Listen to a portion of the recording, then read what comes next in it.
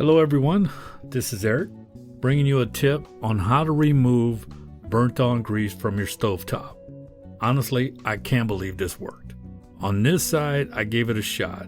I saw a video on YouTube on how to remove burnt on grease with a razor blade. Yes, that's it. On the left side of the stove, I haven't completed that yet, but on the right side, I gave it a shot, decided to try it, and it worked. You got to be very patient. You got to be very careful with the razor blade as well, because it could scratch your stovetop. That's a disclaimer. You just got to be very careful.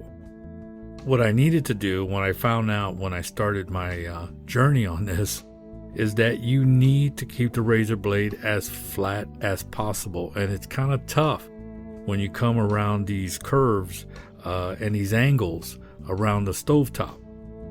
The object of the game is keep that razor blade flat as possible to get under that grease. And in some cases, when you lift up the grease, it's going to leave a thin film. Just repeat, use the razor blade to get under that thin film and remove that as well. What I'm doing here is I'm trying to get the razor blade as flat as I can to get underneath that grease. And it gets tough a little bit at times, but you just have to be patient.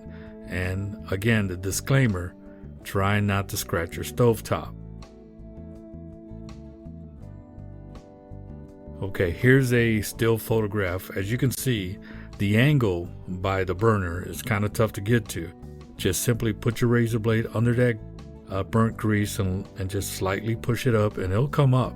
On the very top of your screen, you'll see a light haze. That haze can be removed with the razor blade. Now here's the finished product. I think it came out pretty good for being my first time. Be sure to like my video and thank you for watching.